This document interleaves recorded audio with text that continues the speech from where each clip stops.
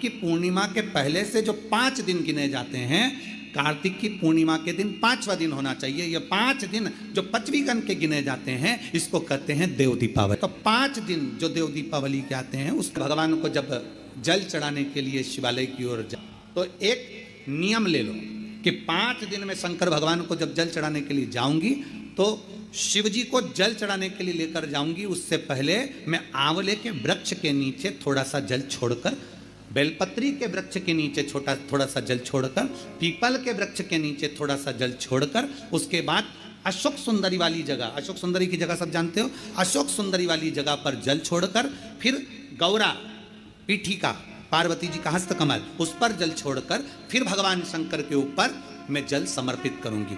जल चढ़ाने का मुख मेरा उत्तर का होगा, अर्थात आप दक्षिण में खड़े होगे, जल चढ़ाओगे तो उत्तर में बहकर जाएगा।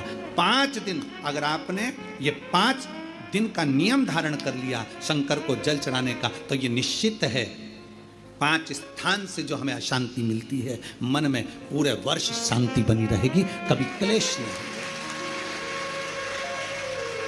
संपत्ति से अशांति मतलब लक्ष्मी नहीं आ रही है, टेंशन बना हुआ है, कोई पैसा खाकर बग गया, कोई कुछ लेकर बग गया, कोई कुछ कर बग गया, उस शांति के लिए भी हमें मूल आंवले का वृक्ष, बेलपत्र का वृक्ष, पीपल का वृक्ष, अशोक सुंदरी का स्थान, माता पार्वती जी की पीठिका अर्थात हस्तकमल, और फिर दक्षिण में खड़े होकर शंकर के शिवलिंग को जल चढ़ाना, उत्तर की ओर जल बहकर जाना, भगवान शंकर से अपने मन की कामना करना।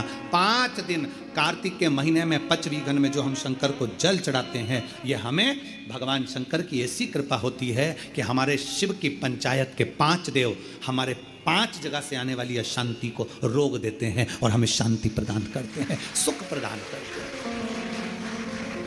5वीं गण के 5 दिन शिव पंचायत के 5 देव हमारे 5 जगह से आने वाली अशांति को रोकने का प्रयास कर देते। ये 5वीं गण के अंतर्गत कार्तिक में भगवान विष्णु के, नारायण के, कृष्ण के, ठाकुर के, लड्डू गोपाल के, श्री भगवान के मस्तक पर लगाइए, चरणों में भी और मस्तक पर भी वो चंदन लगा, वो हरी चंदन। उसी चंदन, एक चंदन ऐसा होता है कि कार्तिक महीने में भगवान को लगाया जाता है, जिससे भगवान जीते जी एक बार मनुष्य से मिलते हैं, गले लगाते हरी चंदन। और वो चंदन बाजार में नहीं मिले, भले लोग हरी चंदन नाम रख देंगे, पर वो चंदन हरी चंदन नहीं कहला। हरी चंदन बनाने का नियम, तुलसी जब सूख जाए, तुलसी की जो जड़ होती है उसको संभाल कर रखो, कार्तिक के महीने में पानी डालकर थोड़ी हल्दी डालकर उसको घिसो, जैसे चंदन घिसते हो, उससे लकड़ी के घिसने पर चंदन की उत्पत्ति होगी। वो चंदन ये 5वीं गण के अंतर्गत कार्तिक में भगवान विष्णु के, नारायण के, कृष्ण के, ठाकुर के, लड्डू गोपाल के, श्री भगवान के मस्तक पर लगाइए, चरणों में भी और मस्तक पर भी वो चंदन लगा, वो हरी चंदन। उसी चंदन को चरण में से लेकर अपने मस्तक पर लगाइए, जीते जी एक बार श्री हरि आपको गले जरूर लगाए। इसको कहते हैं हरी चंदन। उस हरि चंदन का स्मरण, उस चंदन का निर्माण सबसे पहले गुणवती ने कर दिया। एक बेलपत्री, एक पीला चावल, हल्दी में रंगा हुआ पीला चावल, और एक बेलपत्री, एक कमलगट्टा भगवान शंकर की शिवलिंग पर समर्पित करने का प्रयास किया।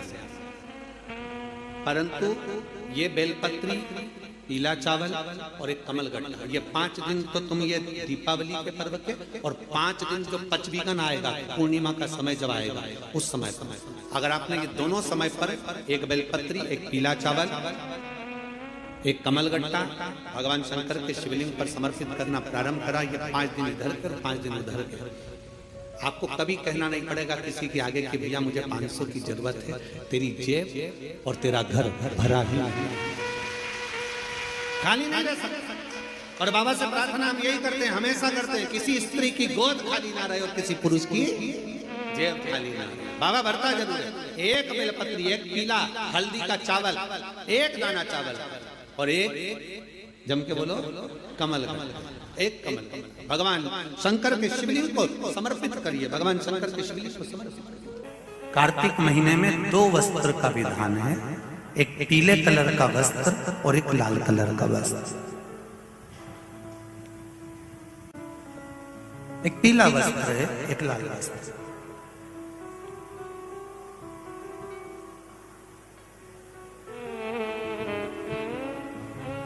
आज देवउठनी एकादशी है।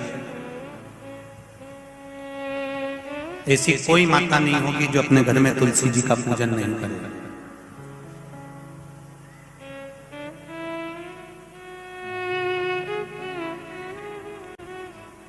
घर की मां यदि आज देवउठनी एकादशी के दिन लाल वस्त्र, बैकुंठ, वैसे तो पचवीगन का महत्व बताया गया है स्कंद पुराण में, जो 5 दिन पीछे के होते हैं। आंवला नवमी से जो क्रम पचवीगन का चालू होता है पूर्णिमा तक, बैकुंठ चतुर्दशी के क्रम तक, उसका जो महत्व, इन 5 दिनों की महत्वता वैसे स्कंद पुराण में कही गई है, पर आप समझें उसको। लाल वस्त्र अगर कार्तिक महीने में तुलसा महारानी पर ओढ़ाया जाता है और वही वस्त्र बाद में रख लिया जाता है संभाल कर, तो उस घर में किसी कर्म गति के कारण भी अगर अपशब्द निकल रहे होते हैं तो वो अपशब्द वो वस्त्र रोक लेता है। वो वस्त्र रोकता है। कौन सा वस्त्र? लाल वस्त्र, पीला वस्त्र। इन 5 दिन में अगर तुलसा महारानी को चढ़ाया जाता है और उसको रखा जाता है, तो जिस नारी के गर्भ से संतान नहीं भी हो रही होती है, उसके कक्ष में अगर वो वस्त्र कुछ दिन तक रखा रहता है तो ये निश्चित आती है कि गर्भ ठहरता जरूर है। ये पीले वस्त्र की और लाल वस्त्र की महत्वता कार्तिक महीने में। अब कई माताएं कहती हैं कि हमारे पास में लाल वस्त्र नहीं है, हमारे पास में इतना नहीं है, तो लाल कलर का लच्छा भी तो आता है, नाड़ा। बोलो आता है कि नहीं आता? लाल तुम्हारे घर में सिलाई करने का लाल कलर का धागा तो होगा, होगा ना कि नहीं होगा? लाल कलर का लच्छा तो होगा, नहीं होगा सफेद कलर का धागा तो होगा, उसको कंकु में लाल कर। पर उस वस्त्र की महत्वता को हम समझें। एक सहस्त्र बत्ती होती है, करें दर्शन कभी? यहाँ पे माताएं बैठ बैठ के बनाती रहती है 100 बत्ती, 108 बत्ती, 108 बत्ती बनाकर भगवान के सामने। उसका क्या प्रमाण है? कौन से पुराण में लिखा है कि 108 और सहस्त्रावली बत्ती लगाई जाए?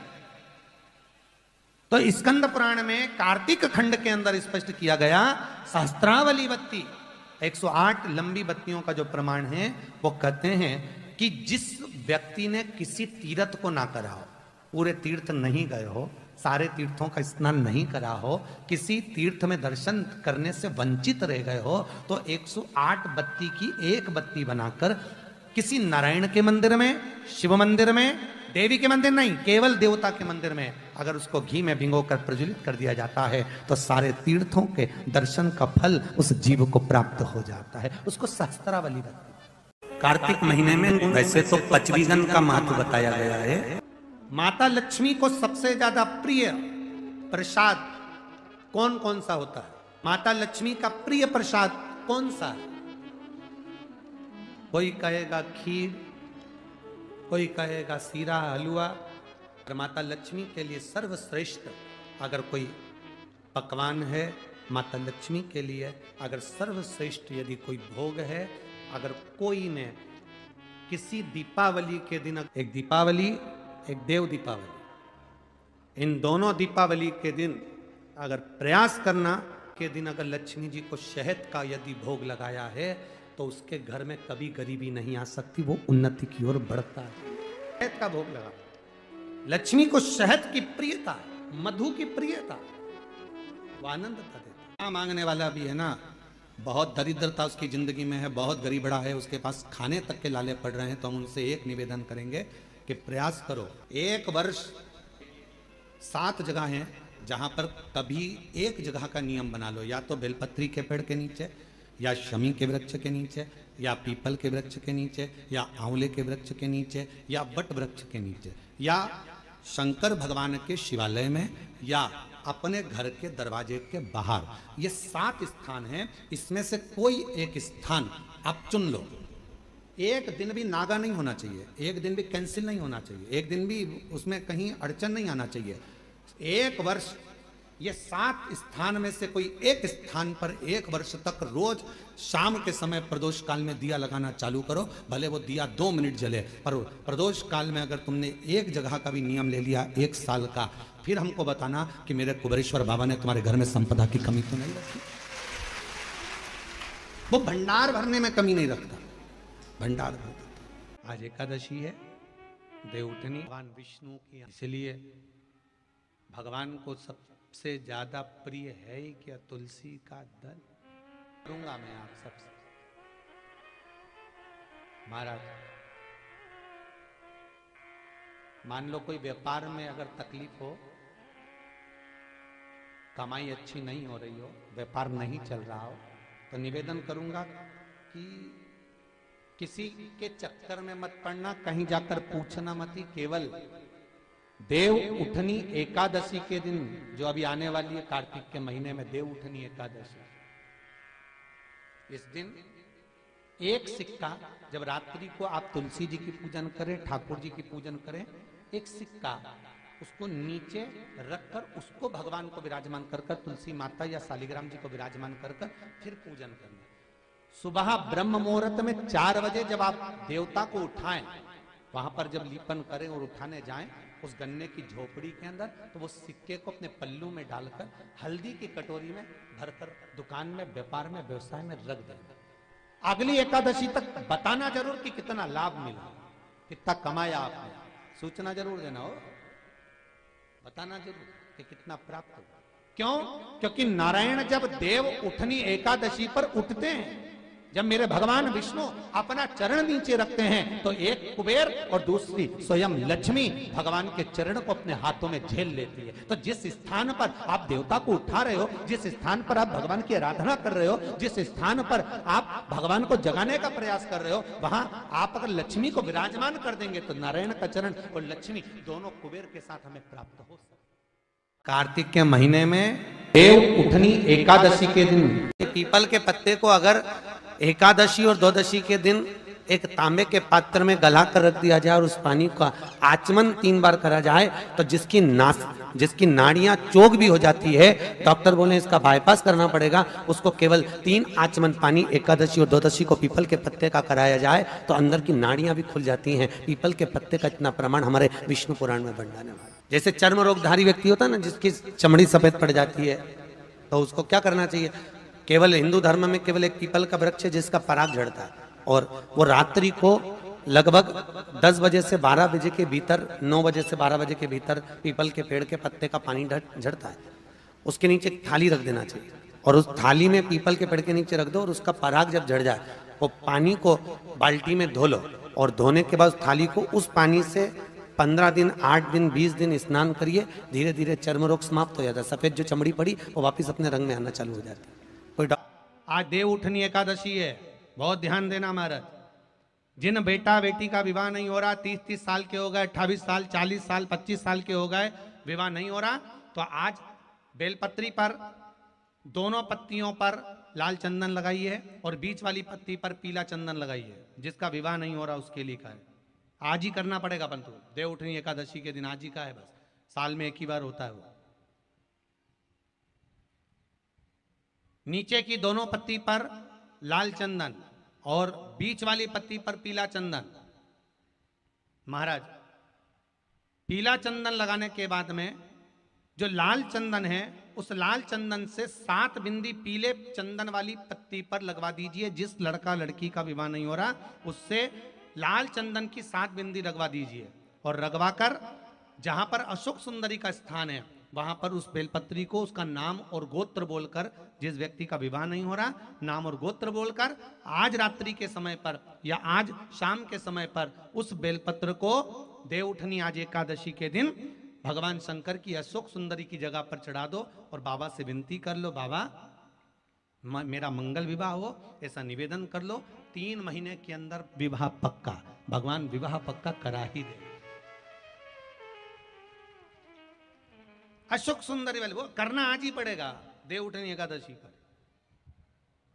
ये प्रयोग बाकी के दिन का नहीं है, केवल देवउठनी एकादशी का प्रयोग। जिसका विवाह नहीं हो, शादी बेलपत्री का प्रयोग। बस दोनों में अंतर है घृत का और पीले चंदन का। 7 बिंदी लाल चंदन की जब पीला चंदन लग जाए, 7 बिंदी लाल चंदन की उससे लगवाओ जिसका विवाह करना है।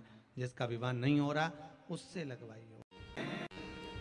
एकादशी के दिन जो तुलसी की डंडी को घी में भिगोकर अपनी कामना कर भगवान के सामने दिए में रखकर जला देता है, दिए की तरह उससे आरती उतार देता है, कहते हैं उसका जन्म दूसरी बार पृथ्वी पर नहीं होता, वो भगवान के गोलोक धाम में जिंदगी भर के लिए विराजमान हो जाता है। जिंदगी भर के पीपल के पत्ते को अगर एकादशी और द्वादशी के दिन एक तांबे के पात्र में गला कर रख दिया जाए और उस पानी का आचमन 3 बार करा जाए तो जिसकी नाड़ियां चोक भी हो जाती है, डॉक्टर बोले इसका बाईपास करना पड़ेगा, उसको केवल 3 आचमन पानी एकादशी और द्वादशी को पीपल के पत्ते का कराया जाए तो अंदर की नाड़ियां भी खुल जाती हैं। पीपल के पत्ते का इतना प्रमाण हमारे विष्णु पुराण में वर्णन है। जैसे चर्म रोगधारी व्यक्ति होता है ना, जिसकी चमड़ी सफेद पड़ जाती है, तो उसको क्या करना चाहिए? केवल हिंदू धर्म में केवल एक पीपल का वृक्ष है जिसका पराग झड़ता है, और वो रात्रि को लगभग 10 बजे से 12 बजे के भीतर, 9 बजे से 12 बजे के भीतर पीपल के पेड़ के पत्ते का पानी झड़ता है। उसके नीचे थाली रख देना चाहिए और उस थाली में पीपल के पेड़ के नीचे रख दो और उसका पराग जब झड़ जाए वो पानी को बाल्टी में धो लो और धोने के बाद उस थाली को उस पानी से 15 दिन, 8 दिन, 20 दिन स्नान करिए। धीरे धीरे चर्म रोग समाप्त हो जाता है। सफेद जो चमड़ी पड़ी वो वापिस अपने रंग में आना चालू हो जाती है। कार्तिक के महीने में एकादशी के दिन किसी भी मंदिर ना हो तो अपने घर के मंदिर में शाम के समय पर उस तुलसी की लकड़ी का दिया भरकर उसमें घी डालकर जो दीप प्रकट कर देता है, जला देता है, दीप को प्रज्वलित कर देता है, उसके घर में कभी संपदा की कमी नहीं होती। महाराज विष्णु पुराण में स्पष्ट लिखा है। एकादशी के दिन गंगा के जल में मात्र 7 बेलपत्री डालकर जो नंदीश्वर भगवान अर्थात जो शंकर जी के शिवलिंग के सामने नंदी होता है, उस नंदी के चरण पर गंगा का जल चढ़ाकर बेलपत्री शिव पर समर्पित कर देता है, उसके घर में रुपया रुकना चालू हो जाता है। फिर वो गलत जगह पर नहीं जाता, गलत स्थान पर वो धन जाएगा ही नहीं। केवल एक दिन वैकुंठ चतुर्दशी का ऐसा होता है जिस दिन शालिग्राम भगवान को रात्रि के समय पर, हरिहर मिलन के समय पर भगवान शिव जी को तुलसा चढ़ती है और भगवान शालिग्राम भगवान को बेलपत्र चढ़ती है, और वो तुलसा और बेलपत्र को शहद की शीशी में भर कर रखा जाता है। फिर उस शहद को जो बच्चा विद्वान नहीं है, पढ़ने में कमजोर, उसको दिया जाता है। कई लोग उसको नेत्रों में लगाकर नेत्र ज्योति को बढ़ाते हैं। बड़ी महत्वता, हरिहर मिलन की महत्वता का वर्णन। शिव 4 नवंबर को हरिहर मिलन का उत्सव है। आपसे निवेदन है वैकुंठ चतुर्दशी के दिन अपने शिवालय में, घर के आसपास में दीपदान जरूर करो, दीप अवश्य लगाओ। हरिहर मिलन का उत्सव चतुर्दशी हरिहर मिलन के दिन शिव मंदिर में जलाया गया दीप प्रज्वलन करना, ये उसका पुण्य है जो मुझे डाला। 1 लोटा पानी, उसमें दूध मिलाकर 5 बेलपत्र रखकर आप वैकुंठ चतुर्दशी के दिन उसके नाम का पानी आप हरि और हर को समर्पित कर सकते हैं। अगर मंदिर बंद मिले तो पीपल के पेड़ के नीचे आप चढ़ा सकते हैं। उससे 3 या 4 दिन में आराम लगना प्रारंभ हो जाएगा। पर मंत्र का स्मरण यही करें, ओम हीम ओम हरिणाक्षाय नमः शिवाय। इस मंत्र को जपें जो स्कंद पुराण का मूल मंत्र कहा गया, उसका स्मरण करेंगे रोग बीमारी आदि को मिटाने के लिए। चतुर्दशी के दिन स्मरण करना है। उस मंत्र को एक बार फिर हमारे साथ में बोले, ओम हीम ओम हरिणाक्षाय नमः शिवाय। ओम हीम ओम हरिणाक्षाय नमः शिवाय। इस मंत्र का स्मरण जीवन का सुख देगा। जिनको ज्यादा रोग हो, बीमारी हो, तकलीफ हो, कोई व्यक्ति वेंटिलेटर पर पड़ा हुआ है, ऑक्सीजन लग रही है, इसका लाभ कैसे प्राप्त होगा? कहा पूरे कार्तिक के महीने में अगर स्नान ना कर पाओ तो बैकुंठ चतुर्दशी का दिन एक ऐसा होता है। शायद 4 नवंबर को हरिहर मिलन का उत्सव है। कार्तिक के महीने में बैकुंठ चतुर्दशी का दिन, तुम पूरा कार्तिक का स्नान भले करो ना करो, पर बैकुंठ चतुर्दशी का स्नान किसी नदी तालाब सरोवर में जाकर स्नान कर लेना। हरिहर में उस दिन कराया। शालिग्राम भगवान की तुलसा भोलेनाथ जी पर चढ़ती है और भोलेनाथ जी के बेलपत्र शालिग्राम भगवान पर चढ़ती है। वो तुलसा और बेलपत्र को शहद की शीशी में रखा जाता है। जो बच्चा विद्वत्ता से या बुद्धि से कमजोर होता है उसको चटाया जाता है। यहां तक गलत व्यसन में डूबे हुए व्यक्ति को भी अगर वो चटाया जाए तो उससे उसको व्यसन छूट जाता है।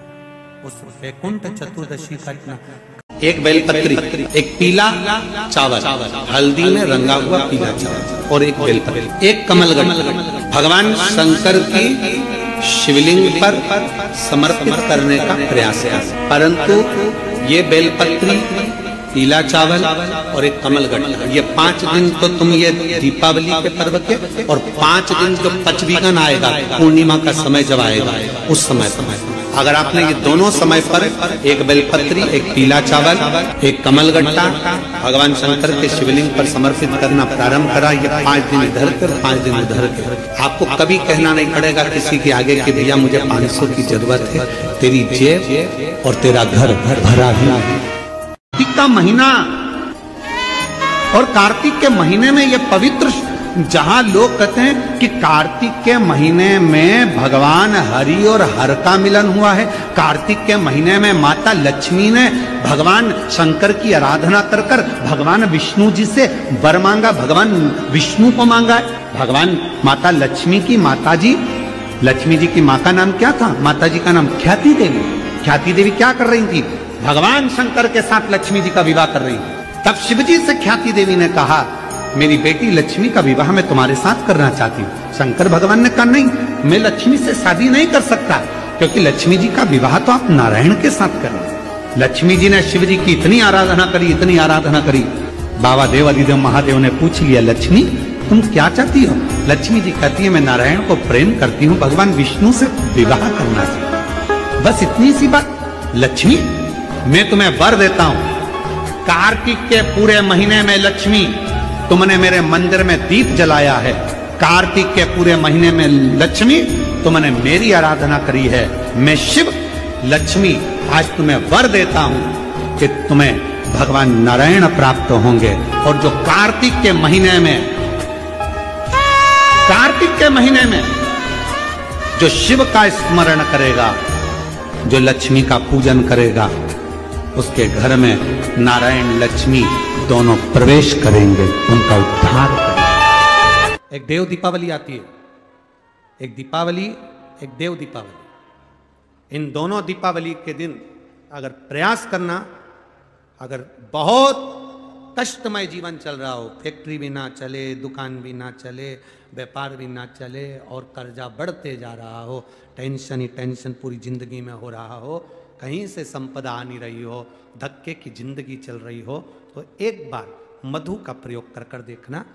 महालक्ष्मी की अगर पूजन कर रहे हो देव दीपावली पर या दीपावली पर, तो पान के पत्ते पर एक शहद की बिंदी रखकर लक्ष्मी जी को भोग लगाइए और शंकर जी के मंदिर में उसी दीपावली को या देव दीपावली पर शंकर भगवान के शिवलिंग पर एक पत्ते पर या पुष्प पर एक बूंद शहद लगाकर शिव जी को समर्पित कर कर देखिए।